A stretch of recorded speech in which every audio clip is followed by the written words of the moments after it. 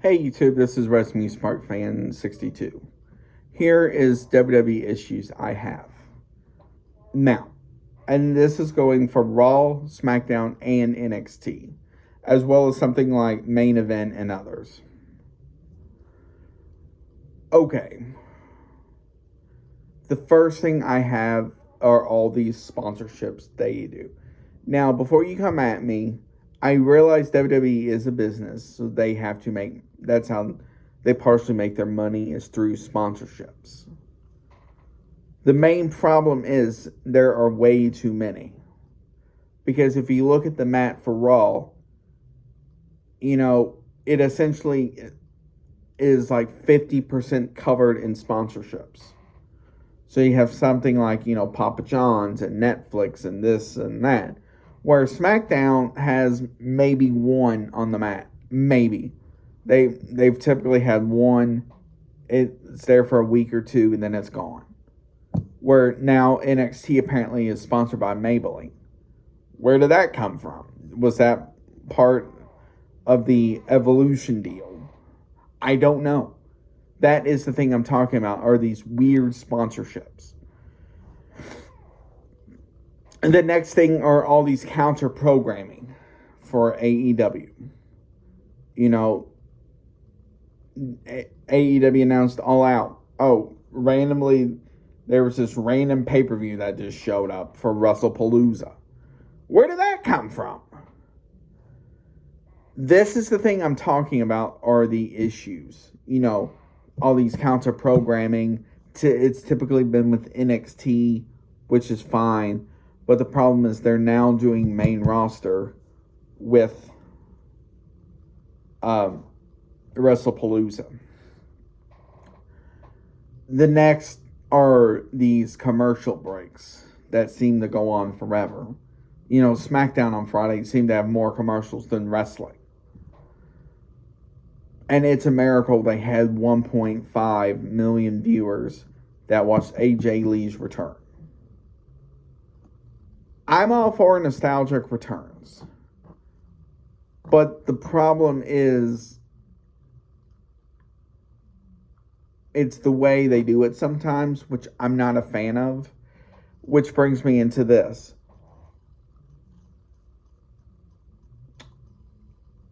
Releases. Now, I get it, they are a publicly traded company. They have to they care about their shareholders, their stockholders, and this and that. And they claim it's for budget reasons. They are a multi-billion-dollar company. This year alone in 2025, they have released over, I think it's like 100 and something men and women from Raw, SmackDown, and NXT. There were some of the releases that made no sense whatsoever. Like Gigi Dolan, Cora Jade, I don't even know who else. Like, why did you release someone like Cora or Gigi? They were getting screen time constantly.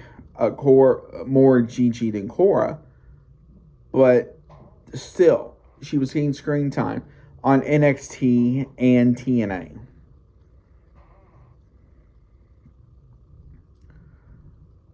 Some of the releases, I was okay with. I mean, does it suck that they lost their jobs? Absolutely. But the main problem is some of these releases make no sense. Another one is Blair Davenport. Like, she was literally at SmackDown when she got released. Did they ask her to leave when she got released? Or was it once SmackDown ended? I think it was. Another one is Isla Dawn. Like, to me, it made no sense that you kept Alba Fire, but you released Isla Dawn. That made no sense to me. I get it. Alba was getting more of the ring time, but that was not her fault. That's what creative came up with. Then randomly you had Alba join the Secret Service with Chelsea Green. Why? That makes no sense. Putting aside this Canadian Scottish relationship Chelsea has on NXT TV with Ethan Page, it's stuff like that that makes no sense. And then people joining other people because of maybe they're Scottish or whatever. Okay.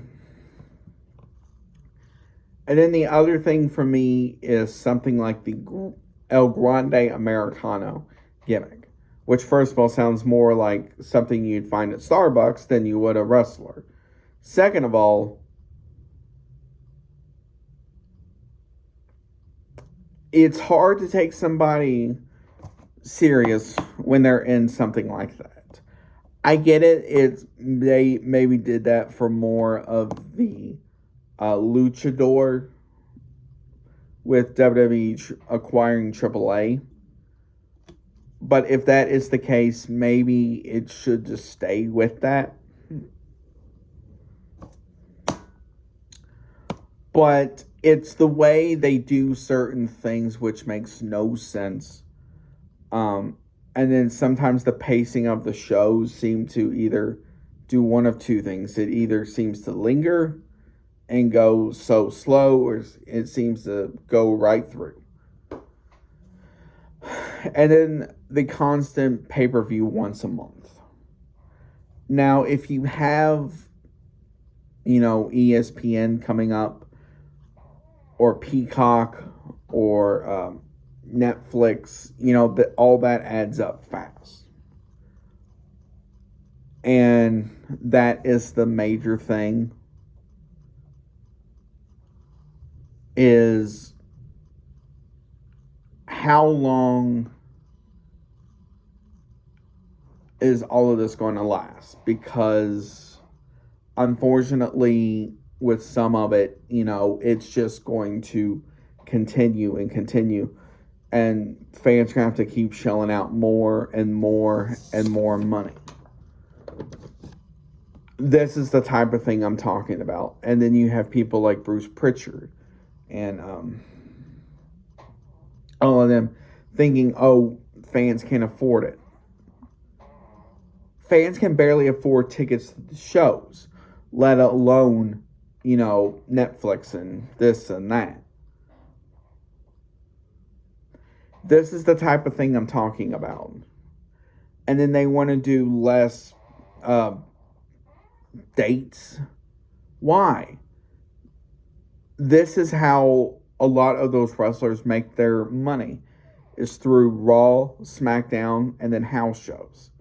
House shows is where these wrestlers can, practice new moves and show off something. But you want to have less. Okay, I get it. It's better for the wrestler, as that's not a day they can perform. But at the same time, too, that is less money they're making. And it sounds like every year the amount of house shows are going to keep dropping. The other thing are the people that they book. So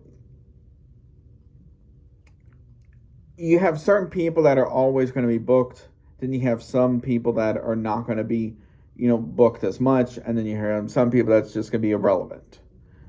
And then you have somebody like Michin, who is a talented individual. But the problem is she has got into this pointless feud with Julia over the U.S. title. Where she goes from here, I don't know. And then you have, which brings me to this, the U.S. and the IC title.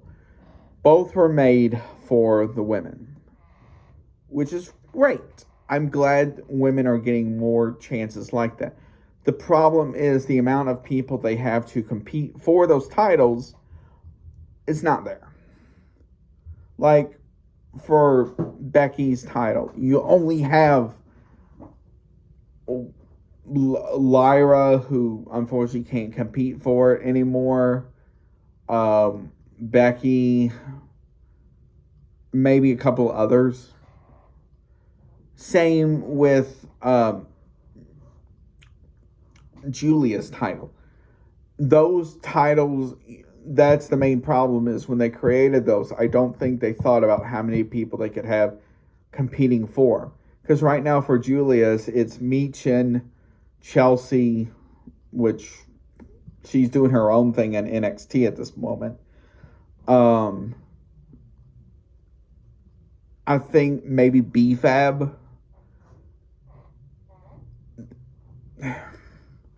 And then you have the women's tag titles, which seamlessly, there's not enough women's tag teams. Now, they are having something on NXT tonight for a chance to fight Alexa and Charlotte. Maybe next week or at the next pay-per-view. I don't know. It's just there are a lot of things that don't make a lot of sense.